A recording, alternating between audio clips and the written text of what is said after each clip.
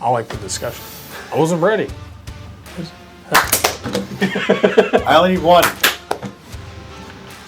It gets confusing, okay? Just one. I'm gonna smack the shit out of you. Hold his arms. Eiffel Tower. All right, I'll hold your arm. I got it. Okay.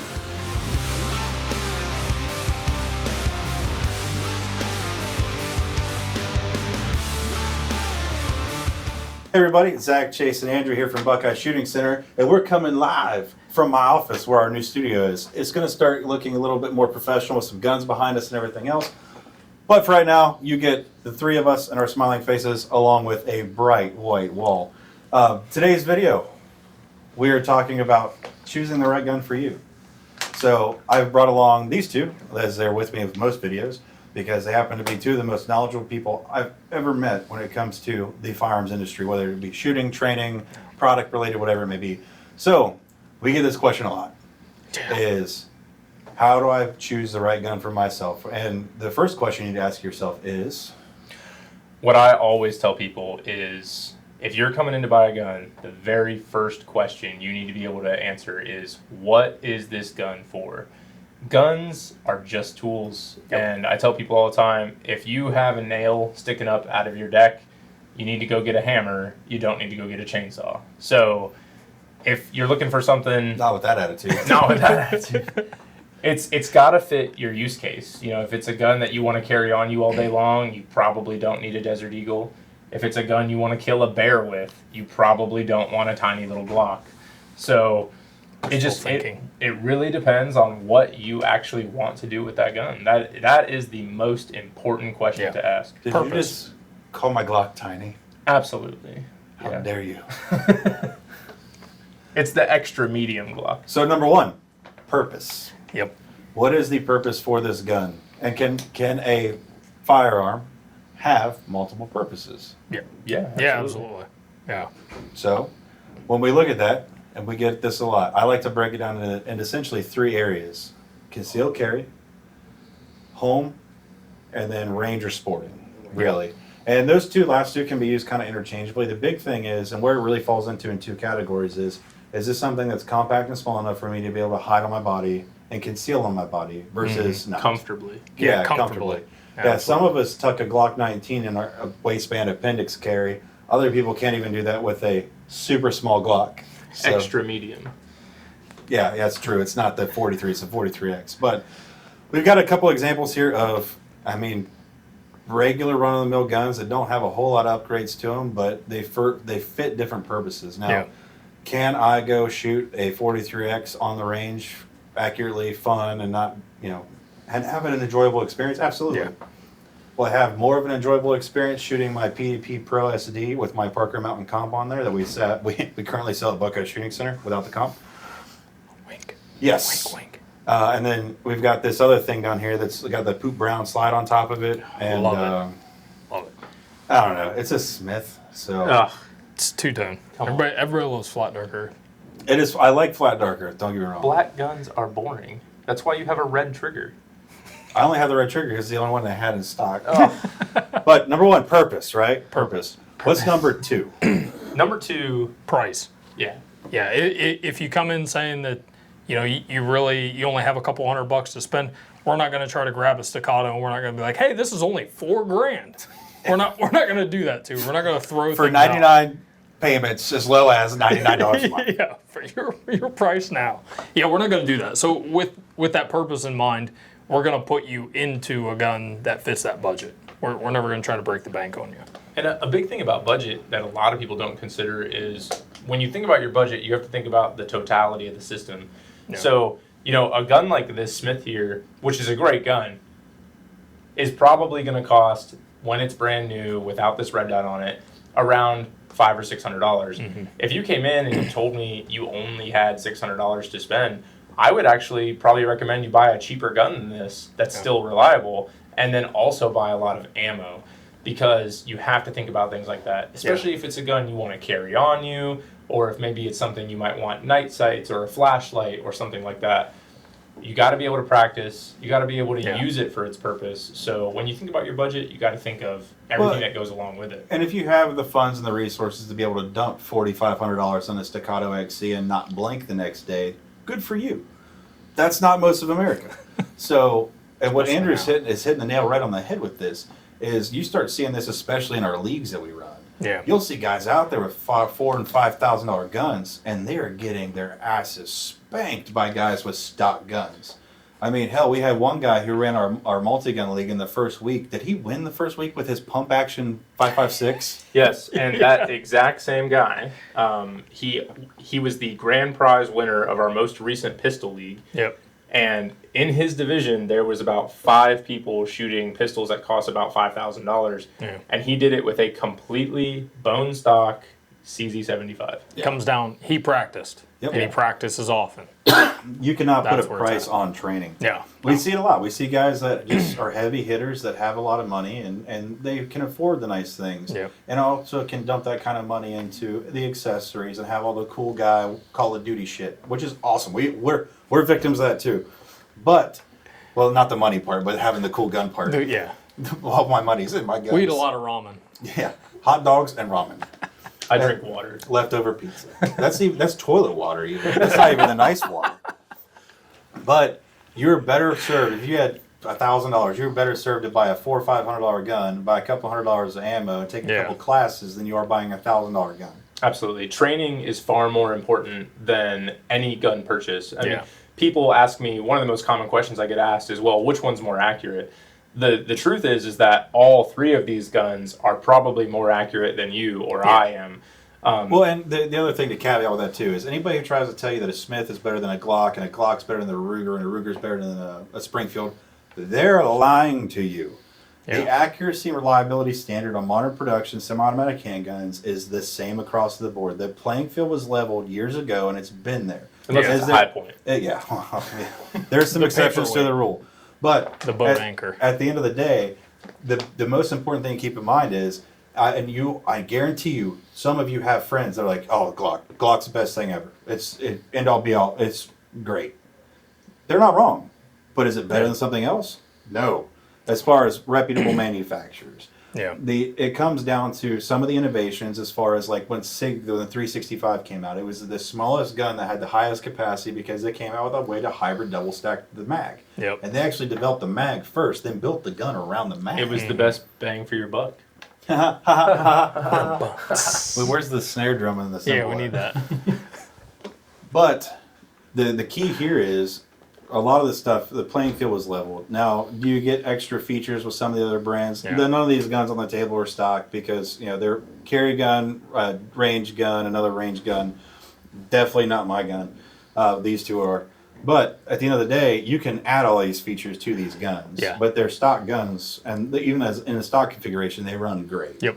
So you don't need to have all these fancy bells and whistles and everything else to have a reliable gun. It's all about how you, as an individual, practice, shoot. Yep. And then how you mitigate recoil impulse and a bunch of other different factors that most people don't think about.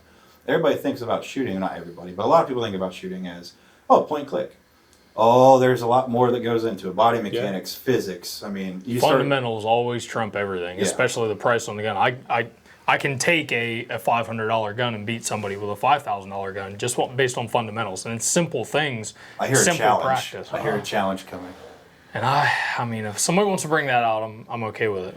I'll even use your little Glock if you want to. Little Glock. Tiny Little. Glock. Tiny one. Story of my life. I mean, that kind of brings me to the probably the third thing to consider when people buy hold on. guns. 2, price. Yeah, price and budget, definitely number 2. Price and budget. Number 3 is all about ergonomics, size fit, recoil, things like that. I like to tell people, like in CCW classes all the time, I get a lot of first-time gun buyers who are asking me like what they should buy, and I like to bring up ergonomics because I like to say, you could have the coolest looking pair of shoes that anyone's ever made, but if they're the wrong size, you're not going to wear them. You know what I mean? So it's really important to be able to go to a place like what we have here, try things out, hold them in your hand. We have here at the store, we have like a petting zoo where we have guns just out on display that you can feel in your hand to see if you like them. We have a range with plenty of rental options where you can go shoot it to see if it fits well in your hand. You have to be able to make sure that you can reach all the buttons and switches, you know, without having to completely break your grip or without having to go through all sorts of hurdles to navigate the pistol. If it just doesn't work for you, it just doesn't work. It doesn't matter what the reliability record might be or how great of a deal it is. You know, wrong size shoe, don't go on foot. Yep. Yeah, I could not agree more. There's a reason that Glock guys are so, it's a cult. Glock guys, and don't get me wrong, this is my personal 43X I carry on my hip every day. But when I go in the range and I plink around and shoot, you guys have seen I've done plenty of videos on my P10 that I run. Yeah. This is the next one coming out of the stable that I'm going to start running is the Walther PDP Pro SD. But complete different guns. The one thing that's very similar though is the grip angle. You can change a lot of things about a gun. The physical architecture of how it fits in your hand is almost impossible to change unless you want to spend hundreds of dollars, if not thousands of dollars, recontouring it by sending it to someplace like Monsoon for them to stipple and everything else with the gun. And that's where that cult comes from with Glock is you either love or you hate it. The grip angle is a lot more extreme than different guns. And let's break that down real quick. When we're talking about grip angle, so gun's clear, right? We're talking about grip angles. When you come up and you present, if your front sight post is too high, or if you come out and your front sight post is too low, the natural architecture of the grip is not working for you one way or the other. So as you're coming out, you want to have a level and parallel slide and sight or parallel sights with the slide. You don't want to have something that comes up that's super high or super low. I can't stand shooting Smiths because when I pull them out, I feel like I'm doing this, and I have to go, oh man, I need to fish that back down and come back down on target. So, and that is something that, you know, given enough time, you can probably train your body to, but just like anything else, you have a natural point of aim. It's literally when you're like, hey, look, the deer in that field, where you're pointing is your natural point of aim.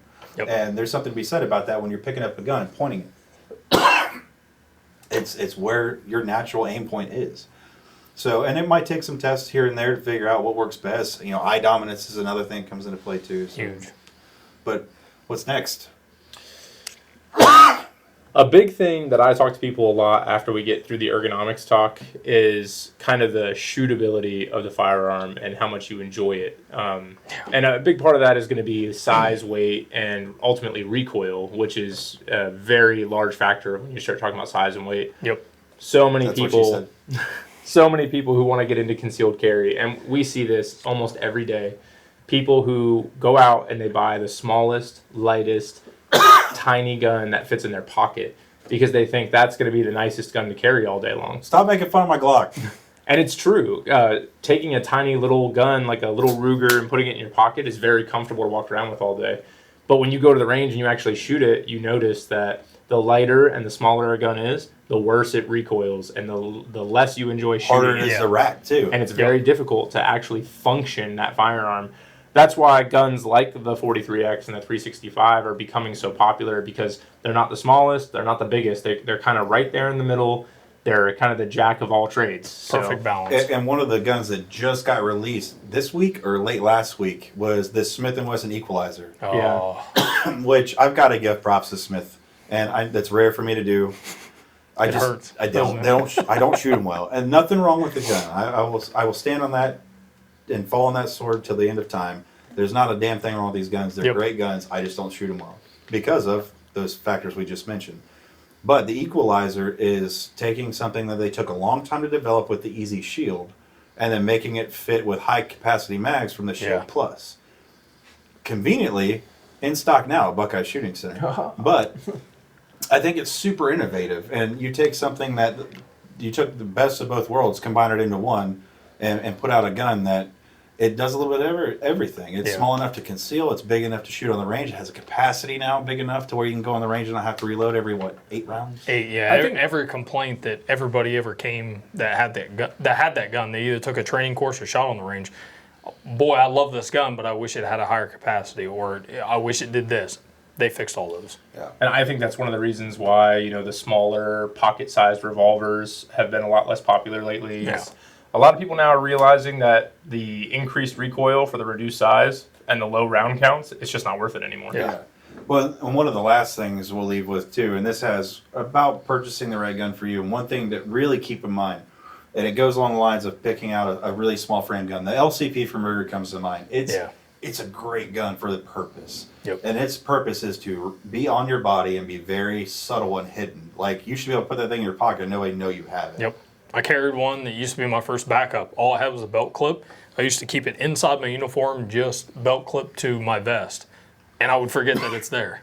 But it was there when I needed it. Yeah, it's super small, super light. It is snappy as all get out. It is a lot of recoil. They're not fun to shoot. No, the trigger is just brutal. And the one thing I want to point out with that, though, especially for those of you who are looking to purchase your first gun, smaller the frame, the harder it's going to be to rack the slide on. The one thing to keep in mind is if it's shooting a 9mm or a 380, you have that energy that needs to come out of that gun. Yes. Whether it's this size or that size, it doesn't really matter. It's the same bullet. It's the same amount of energy.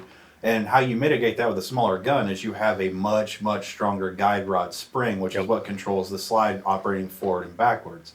So with that comes racking the slide. And what we find a lot, especially with novice and brand new shooters, and a lot of times people that have arthritic hands or carpal tunnel, they can't rack the slide.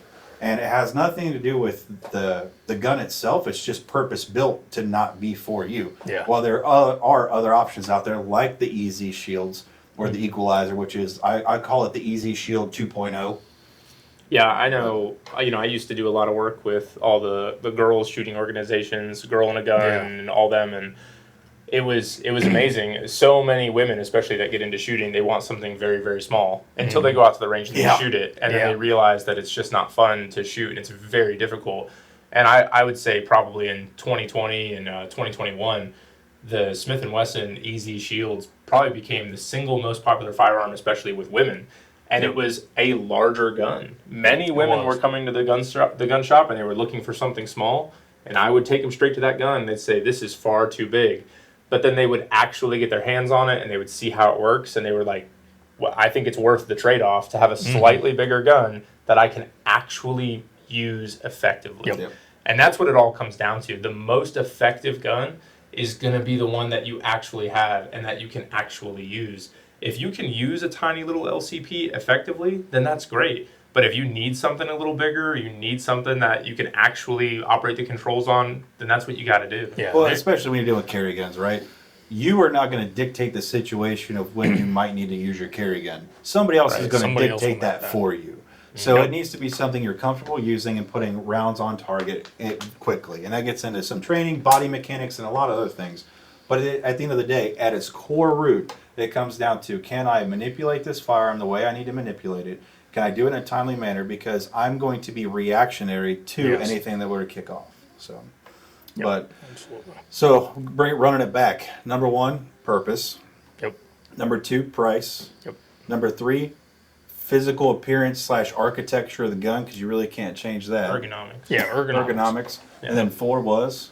Recoil and usability. Shootability. Shootability. I like that. Is that an actual word? Shootability? It's a word now. It's like a Bushism, all of that. You got nuclear. You got the nuclear shootability. Terrorizers. The last thing that you should consider when buying a gun, and it's still an important thing, but it's definitely not as important as the other ones. It's a kind of a grouping of availability of aftermarket or replacement parts, manufacturer's warranties or guarantees. Oh, but at Buckeye Shooting Center, you get a lifetime warranty on absolutely every gun you buy. And general support for that firearm, whether it be knowledge through the community or the ability to like work with that manufacturer. I can't tell you how many times, I see someone who's diehard dedicated to a company, and I ask them, why do you stick with that company? And they tell me it's because they've had to use a warranty service before, or they've had to get some kind of replacement part, and it was so easy, and the customer service was great, and it happened so quickly. Yep. And that's a big reason why some people will stay with a company. When I was in Afghanistan, I could find parts for Glocks in markets. I mean, the Glock is everywhere. It's, so many people like the Glock because it's got a great warranty and guarantee. It's got great availability of replacement and aftermarket parts, and the company has a very big reputation. Yep. So it's the same way with CZ75s, Smith & Wesson M&Ps, all the big mainstays, those household name pistols that have been used by police departments and militaries all across the world. you know when you buy something like that there's going to be companies that stand behind the product and they're going to take care of you for the life of that product.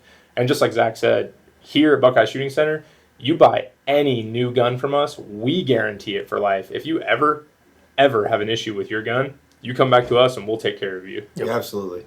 That is one thing we built this business on, was making sure that we could take care of our community, because we're all from here. Yeah, so right. we want to make sure that we can take care of everybody around us. And we understand, even Mercedes rolls a limit off the lot every once in a while. You may not see it coming, but all we can do is how we handle the situation when it happens. First of all, we try not to sell junk, i.e. you will not see a high point out in the showcase, Jimenez, Ravens, anything like that. But we do, if you want one, we'll get you one. But I don't carry them in stock regularly on the floor. No. For reasons. I think we have one holding up a cabinet somewhere, maybe. I think what's Collecting holding up in the door in the warehouse is a doorstop. Yeah. But at the end of the day, the question you have to ask yourself is, especially if you're using it for concealed carry or for home protection, do you trust your life with it? Because at the end of the day, that might be the single most important question you need to answer. So, and can you put a price on that, really? Now, the other thing is, with lifetime warranties that we have here, we also have a price match guarantee as well. So you can always guarantee you're getting the best pricing with the best service and the service after the sale out there, period. Mm-hmm. Every one of us you can reach out to, contact, smoke signals, whatever you need. We will do everything we can to help you out. So, you guys have anything else to add to that? Wow. Awesome. All right. Go Glock. Oh, come on. All right. Don't forget, please, if you have any ideas, you want to see some other content from us, comment down below. Let us know what you'd like to see. We're a wealth of information, but we can't think of what you want to see. We can't read minds as much as we try. But let us know. And don't forget to like and subscribe to our YouTube channel. It helps us grow this channel. We don't make any money off this because YouTube and Google hates us. So the more the channel grows, the more it's kind of a middle finger to the anti-2A guys anyway. So please. And it's fun. Yeah, it's fun for us. But please like and subscribe, and we'll see you soon. Without anything else, I'm Zach, this is Chase and Andrew, and we'll see you soon.